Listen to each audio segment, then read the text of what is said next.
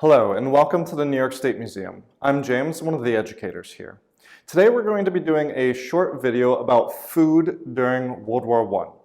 Now, the United States Army was involved in the fighting, as was the Navy and the Marine Corps, from 1917 to 1918.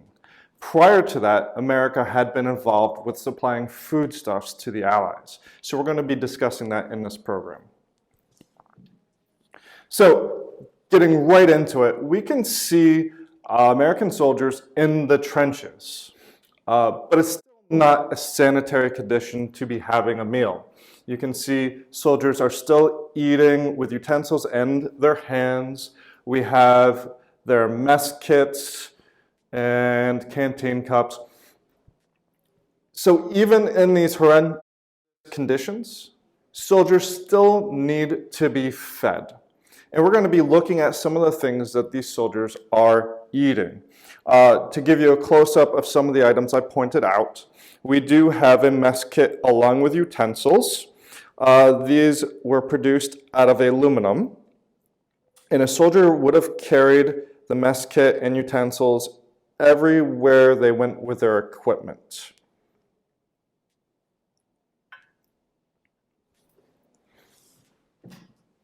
So the Army had three kinds of rations that they sent up to soldiers in the trenches.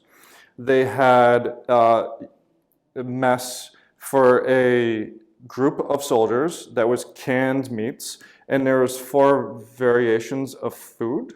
There was salmon, sardines, roast beef, and corned beef. And then the other staples would be hardtack or hard bread, along with some other items to include coffee and sugar and salt. But we also have the reserve ration. This is something that a soldier would have if they couldn't get food another way. Generally speaking, it was a pound or 2, and it included canned meat. So again, that corned beef, very tasty. It looks really appealing. They would include salt, sugar, and coffee in very small amounts, as well as some hard bread. And there would be about 2 packages of this, and each package was about 8 ounces, and the meat would be about a pound. Now, the hard bread and the meat would be canned. And that's really important for the trenches. The can keeps it clean. It's more sanitary. We have a canned product here. It's not the exact can used, but it's just to show the idea. And it's going to keep dirt out. It's going to keep rodents out. And it'll keep it from spoiling. The same is for the can for the bread. The bread would be in a nice tin. You'd have to cut the end off. And then you have a piece of that really hard bread right here. And I can't even break it with my fingers. It's very hard. So this is for those times when you couldn't get food from another source. In emergencies, there was the emergency ration. So every soldier was supposed to have these. It was bread and meat component that would be dry. You would either eat it dry or mix it with water. It also came with chocolate that you might also eat dry or mix with water, try to melt to make more of a cocoa or a syrup. So this was a last-ditch food for soldiers in the trenches. But when soldiers are not in the trenches, they were eating a little bit better than that. So you can see here an American soldier eating from his mess kit in 1917. And we're going to look at some of the foods those soldiers were eating. Now, these foods come from a report from an Army officer who studied Army nutrition. So one example of breakfast for an American doughboy would be oatmeal, pork sausages, bread and butter, fried potatoes, and coffee. For lunch, a soldier might expect to eat roast beef, bread and butter, baked potatoes, coffee once again, and cornstarch pudding. For dinner, an American soldier might be eating beef stew,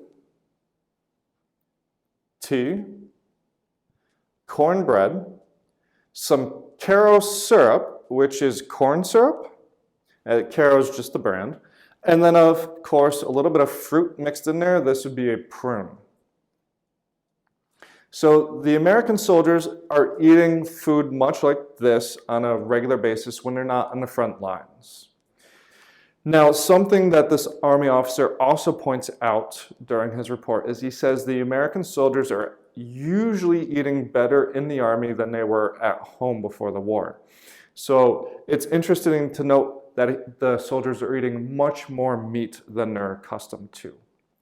But there is a lack of fruits and vegetables in their diet. Now, this food, when soldiers are not in the trenches, would be prepared in a field kitchen. So we have here a wheeled kitchen. You would be cooking out in the elements.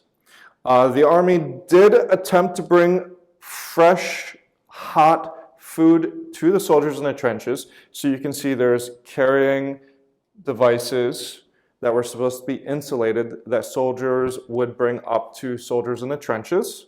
But that wasn't always available due to fighting poison gas and things of that nature. Now, when soldiers aren't in the trenches, they're back in the reserves, they actually were able to get some comfort items. And the Salvation Army is one of the organizations that was at the front lines supporting soldiers. And one of the ways they did this was by baking. They're most famous for donuts. As you can see here, there's a song, "Don't Forget My Salvation Army, My Donut Girl." So donuts and coffee became very well known with the Salvation Army, but they also did other things such as baking pies and other pastries to serve to soldiers, to act as a comfort food to remind them of home and to give them a little bit of a break. And the American soldiers really appreciated this. Now, at home, food is still really important as well. The US government went forth and put an ad campaign together to encourage families not to waste food, because food is being rationed and it is being collected and sent to the American Army, the Allied armies, and to the civilians in France.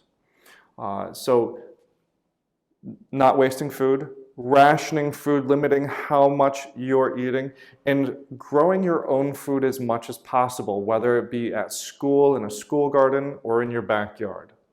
These are all steps that the government took to helping families save, prevent waste, and to produce extra.